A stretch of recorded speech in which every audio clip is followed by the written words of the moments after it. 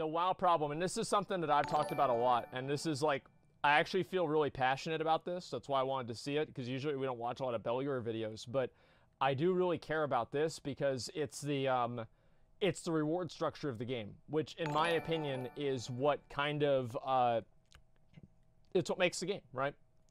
It's why people play, for the rewards.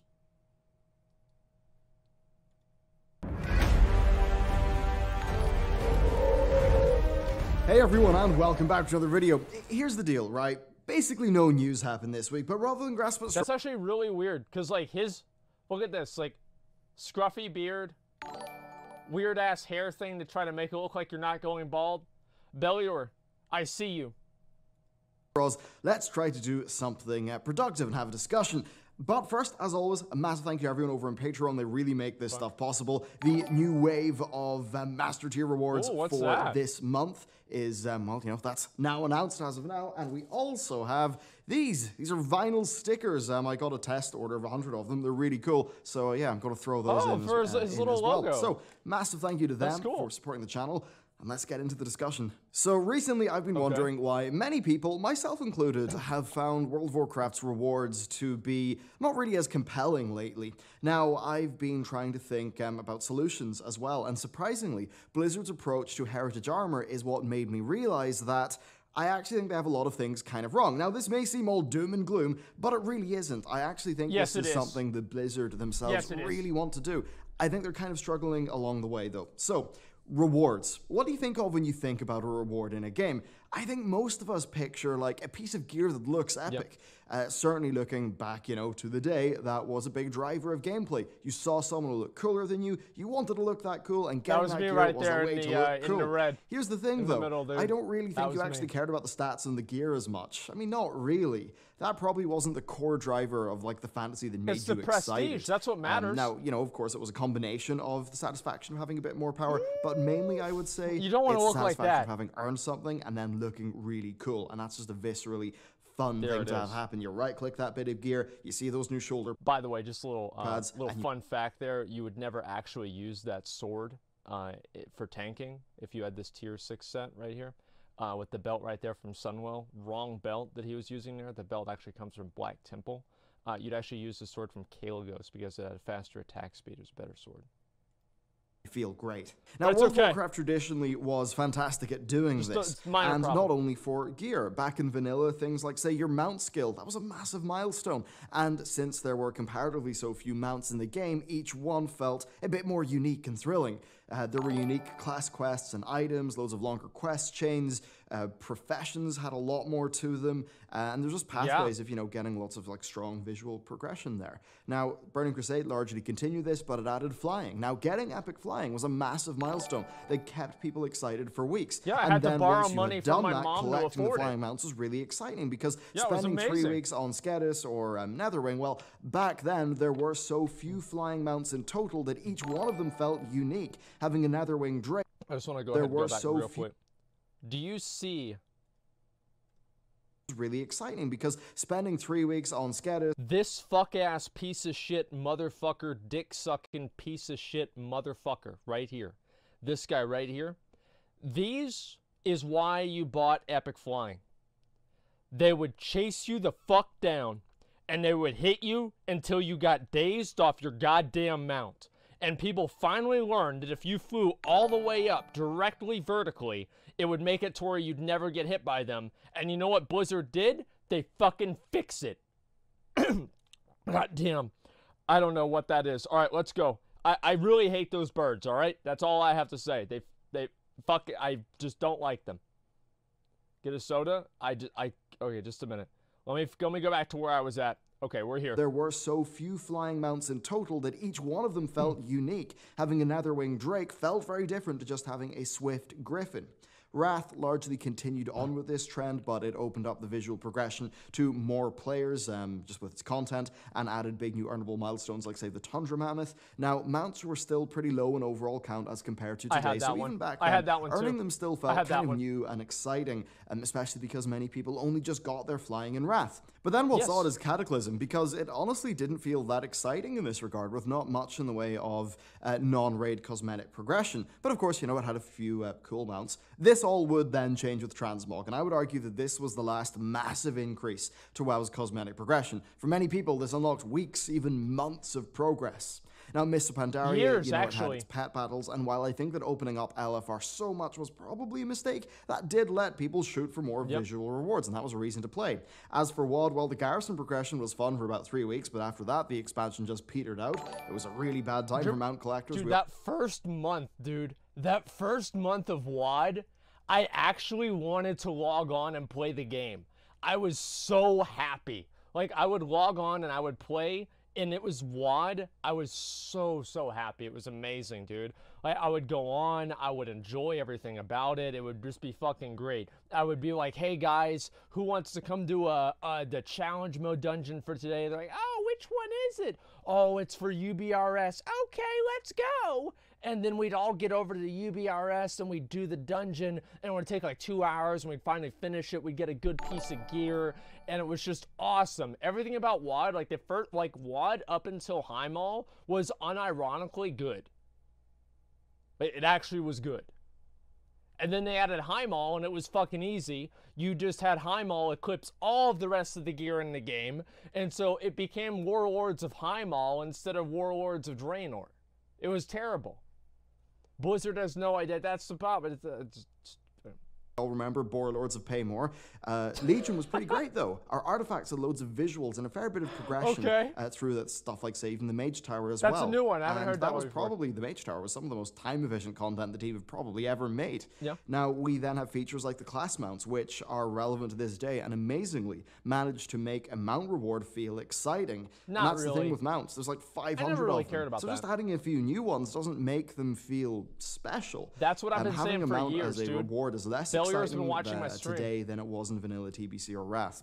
And then we hit Battle for Diminishing Azeroth. returns. The allied race stuff is pretty good, but past that, the progression is really kind of weak.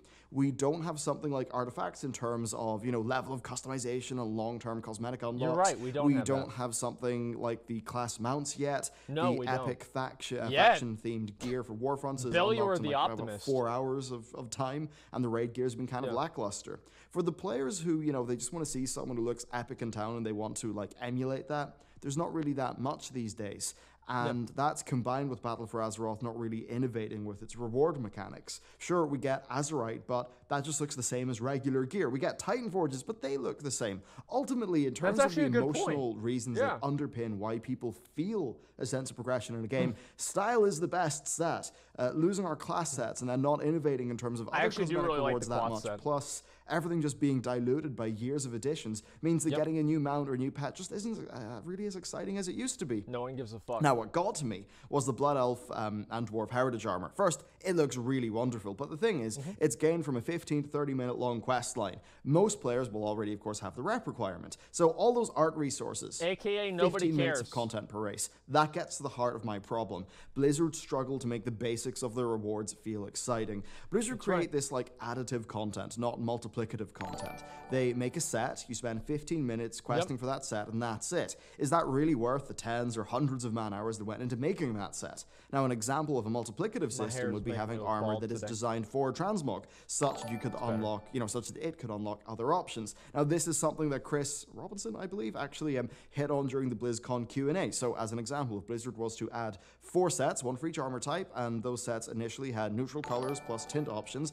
that would be multiplicative in nature. What does that mean? Well, you would have gameplay involved in unlocking that set. But then, because that armor would be visually flexible, it would be able to mix and match with other existing bits of gear and transmog sets. So maybe you've got a pair of shoulders that look epic, but they don't really match with anything in a way that you like. Well, the system... Well, if you're a part of my transmog competition, you just put them together anyway and you show up.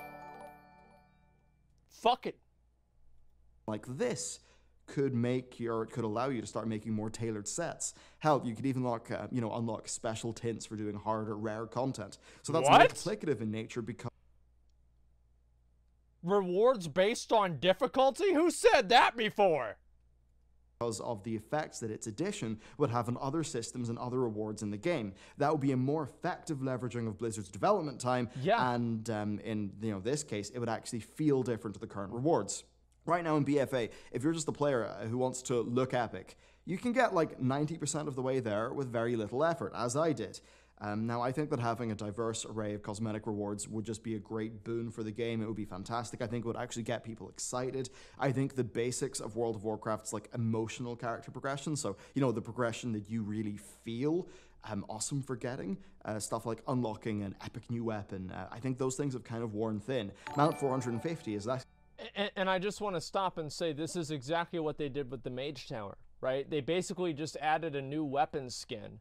And the new weapon skin, probably, I would assume that the Mage Tower, in terms of time spent creating it versus time that players invested doing things that were involved with or leading towards the Mage Tower, was probably the best ratio that you could ever imagine. Literally, all they had to do was make one fucking boss that everybody was just like, okay, I'm gonna go kill this boss. And that created tons of content for all the players in the game because they had to do raids and figure out their class and do their class order hall questline and do all these other ancillary things and secondary things. And it ended up being a huge amount of content for the game, even if it was in an indirect way. Exciting than Mount 30. Pet 500 is less exciting than Pet 5. That's rather than literally adding a bunch of new pets to islands or a bunch of new mounts to vendors or some traditional feeling sets for doing some short quests, I think Blizzard need to focus on how they can reinvigorate and rethink the core of their visual progression such that players have more diverse and compelling rewards and as well, just more room for their own creative expression. So let's talk ideas. First, we've got the Tintable Armor. That is a system that, you know, could initially have one set for each armor type, probably with a neutral visual style, but then you could add to that over time. And then each addition to that system would be great. It would unlock even more options for mixing and matching, as well as more ways to reward players with unlockable tints for that gear. Then I think professions should have sets. Hell, even, you know, something like, say, an epic set for maxing out every expansion's profession skill for zone content. How about we get a unique bit of armor or weapon for 100%ing a zone? I mean, yeah, what is this, 2007? Is kind of cool, but it would be cooler if you could get something tangible that's like tied to the aesthetics of that zone. You could, you know, even go back to the older zones in the game and add relevancy to them through doing something like that. How about a Kalimdor set for Alliance and Horde, and then an Eastern Kingdom set for Alliance and Horde? And that would actually give you something for doing the Lore Master for each one. Now, moving on to mounts, that one's a lot more challenging because the only mounts that feel different are like the Transmog Yak, the Tundra Mammoth, the Auction House Longboy, and the Water Strider. Why? Because they're all mechanically different, and that makes earning them exciting because you can do something new with them. Now, Guild Wars 2 has embraced this. They have a small number of mount categories, but each of them actually has their own mastery tree, and this allows you to progress your mount. Now, while the WoW class mounts are mechanically identical, I think they were so thematically strong that they managed to stand apart from the pack and actually feel unique. I can't wait to get a proto Drake that looks do something retarded. Like this again? Wow. Well, how exciting. You could give different mount families different bonuses. Maybe dragons could nom a critter for a speed boost. Maybe elementals could move extra fast through their elemental type. Perhaps you could add, I don't know, new mount categories, like say the Guild Wars 2 ones, give them, you know, a clear mechanical niche and an unlock tree, maybe visually and in terms of abilities. Maybe let players transmog old mount appearances onto the new shiny ones. Okay, that's kind of overbearing and would lead to some balance concerns, but I think you get my point. There are so many mounts in the game that bar the really, really special ones, mounts just are not a compelling reward anymore. I mean, hell, you could just wholesale copy Guild Wars 2, its mastery system. Now that basically, Let me give you an example right now of how much mounts don't matter. I just had a paladin that did 7,000 DPS get the mount from Underrot from me, and he wouldn't trade it to me. He learned it himself. And I told him grats, because I want the mount, but do I really give a fuck? Nah, not really. I should have, if this was Asmongold from 2008, I would be trying to hunt this guy down right now and like spam him and try to offer him money and like flip the fuck out, getting so mad. And the fact that I'm not spurging out over the fact that I didn't get them out is indication that Bellular is right. Caps you at level 80, but your XP bar doesn't go away. Instead, each time you fill your XP bar, you get a mastery point, and you can spend these mastery points on any mastery that you want. Maybe you want to be more effective using your glider to get about the place, or you want to augment your mount's abilities. I actually think the character progression like that could be a real game changer for World of Warcraft. It would allow Blizzard to embrace the fun and turn it into a reward, rather than constantly being the fun police, nerfing things like gliders, which I think many people remember from the start of Legion. So here's what's clear to me. Yeah?